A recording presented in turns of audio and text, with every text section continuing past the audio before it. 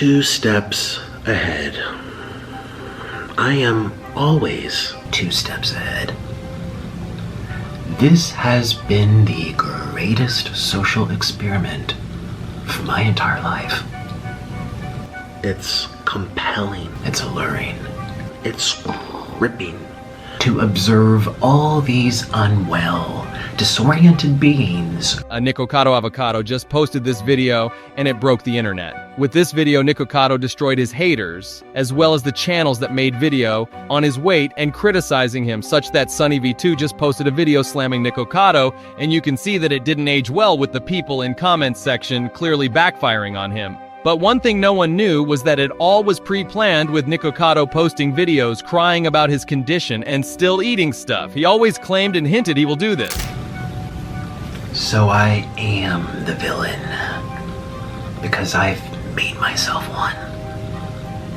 And it was always clear his whole act was about trolling a certain kind of self-righteous people. He created an entire ecosystem of haters, hater watchers, who then watch YouTube videos that expose him, which then spawn reaction videos watching exposure videos. This is pretty cool, but definitely a plan going accordingly. And I love the cope and rationalization on the comments. People trying to twist what clearly happened in front of our eyes instead of admitting they were in the wrong and were being played the whole time. But many say that this all was planned along by him. But if we see, his videos were far too calculated for it to be a result of a crisis. If we go back to some of his older videos, after having a classic Nikocado meltdown where people think he's completely lost the plot, he then transitions to a merch advert, end of his videos if you want to see, where he's lucid and conveying his ideas properly. It was always a ploy for attention and money, and people lapped it up. This guy has issues, but it's more so chronic attention seeker and willing to get fat for a lot of money and attention, rather than life completely fell apart outside of his free will. Some people get fat for no return whatsoever.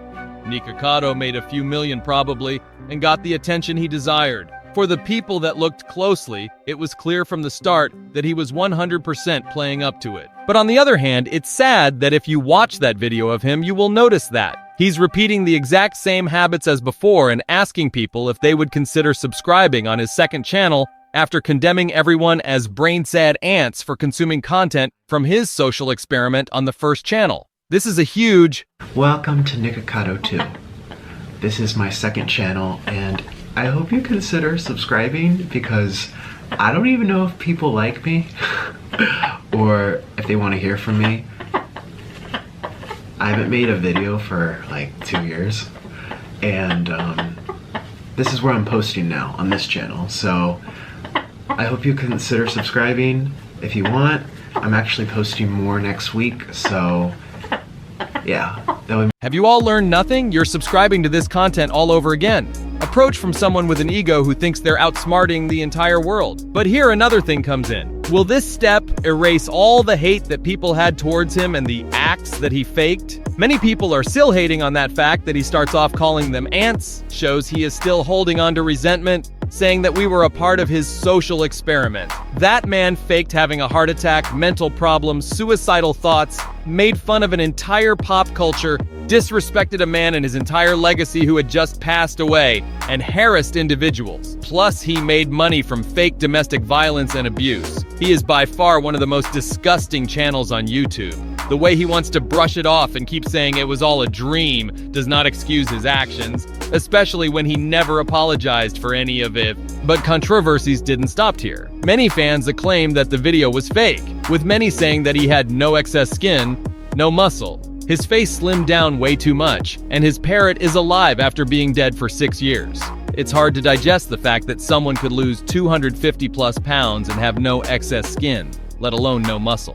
Nick has re-uploaded videos a ton in the past, so it is kind of possible. But somehow it still feels legit. There were other details that would be hard to fake, like the skin on his arms jiggles a lot when he moves, and he rebranded himself everywhere, deleting old crazy tweets and Would be funny to hear his story though, and see the scars of whatever surgery he had. But it's still weird that he still did 2 mukbangs after the whole journey. I just find it weird that no one is talking about it. I mean, yeah, it's great he lost weight, but isn't he literally now doing the exact thing that got him to his biggest size in the first place? I'd rather watch him play the violin or something. As much as I do hope for the best, I doubt he'll be able to keep all that weight off because of how fast he lost it and his apparent readiness to do more mukbangs. Perhaps that's his goal too, milking the story by losing and gaining the weight over and over again. Some would call that a five-head move, but I personally think it's unwise to make money at the expense of your own health. What is this all for even? To sit miserably on a bed, not being able to move or enjoy life? This is just sad, but it's still fascinating of the fact that he planned everything till now.